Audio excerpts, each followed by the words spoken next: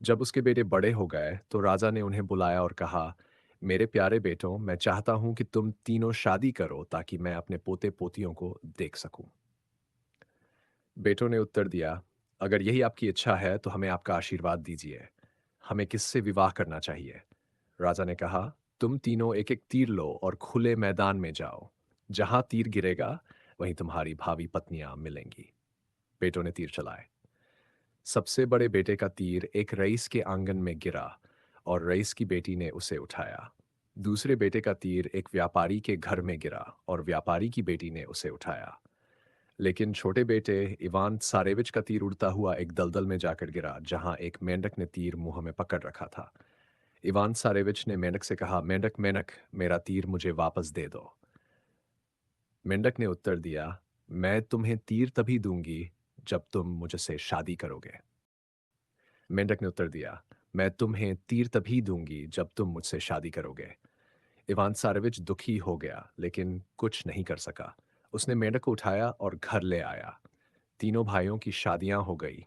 वहीं बड़े भाई ने रईस की बेटी से शादी की, दूसरे भाई ने व्यापारी की बेटी से और इवान सारेविच ने मेंढक से।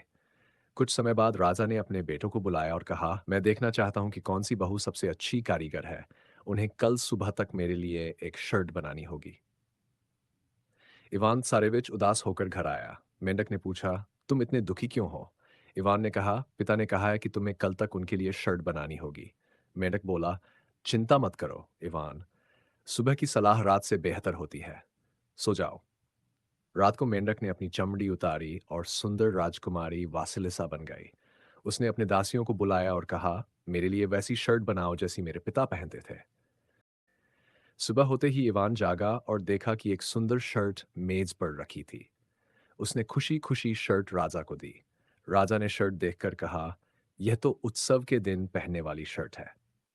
तीसरा परीक्षण। फिर राजा ने कहा, अब मेरी बहुओं को कल तक मेरे लिए रोटी बनानी होगी। इवान फिर से उदास होकर घर आया। मेंढक ने उसे फिर से ढांढस बंधाया और कहा, चिंता मत करो, सो जाओ।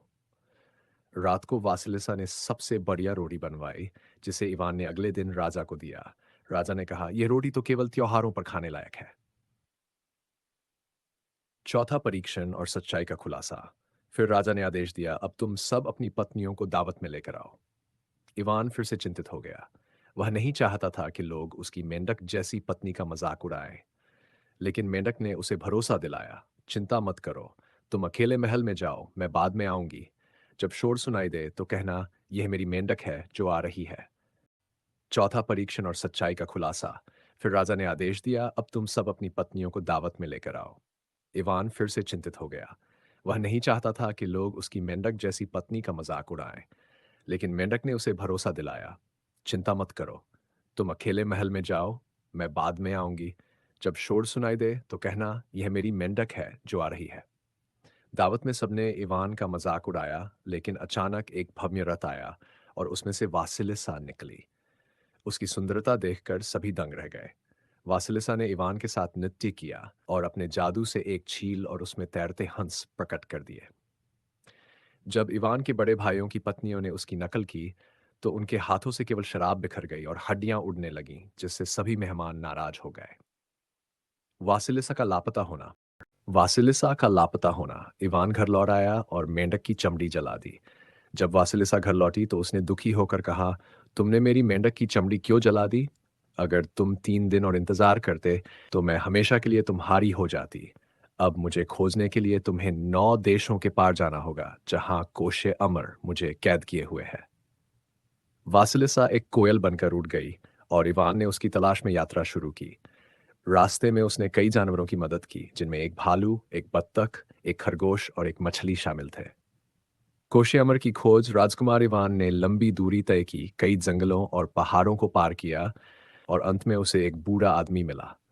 बूढ़े आदमी ने उससे पूछा, तुम कहाँ जा रहे हो राजकुमार इवान?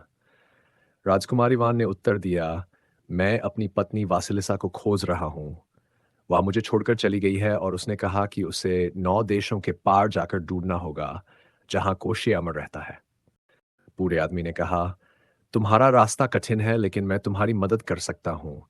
ये लो एक जादुई गेंद, इसे जमीन पर छोड़ो और ये तुम्हें सही रास्ते पर ले जाएगी। राजकुमार इवान ने बूढ़े आदमी का धन्यवाद किया, गेंद ली और उसे जमीन पर छोड़ दिया।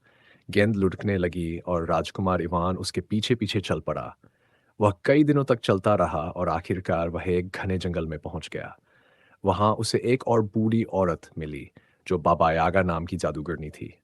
बाबा यागा ने उससे पूछा, तुम यहाँ क्यों आए हो राजकुमार इवान?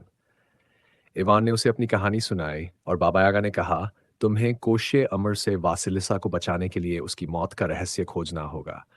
लेकिन यह आसान काम नहीं है। कोशे की मौत एक सुई में है, और वह सुई एक अंडे में है, जो एक बत्तख के अंदर है। बत्तख एक लोहे के बक्से में है, और वह बक्सा एक बहुत बड़े पेड़ के नीचे जमीन में गड़ा हुआ है। वह पेड़ कोशे के राज वह पेड़ कोशे के राज्य में है, जिसे ढूंढना बेहद मुश्किल है। राजकुमार इवान ने बाबा यागा से पूछा, मुझे उस पेड़ तक कैसे पहुंचना है? बाबा यागा ने एक जादुई घोड़ा दिया और कहा, यह घोड़ा तुम्हें कोशे के राज्य तक ले जाएगा। जब तुम वहां पहुंचोगे तो पेड़ को ढूंढना होगा और बक्से को खोदकर निकालना होगा। कोशे की मौत। इवान घोड़े पर चढ़ा और कोशे के राज्य की ओर निकल पड़ा। उसने कई कठिनाइयों का सामना किया, लेकिन अंत में वह उस बड़े पेड़ तक पहुंच गया। उसने बक्से को खोदकर निकाला और उसमें से बत्तख को बाहर निकाला। बत्तख उड़ने लगी, लेकिन इवान ने उसे पकड़ लिया और उसके अंदर से अंडा निकाला। अंडे के अंदर वह सुई थी, जिसमें कोशे की जान थी। इवान ने सुई को तोड़ा और उसी क्षण कोशे की मृत्यु हो गई। वासिलिसा आजाद हो गई और वह इवान के पास लौट आई। समापन। राजकुमार इवान और वासिलिसा खुशी खुशी अपने राज्य में लौटे और वहां उन्होंने एक बड़ा उत्सव मनाया।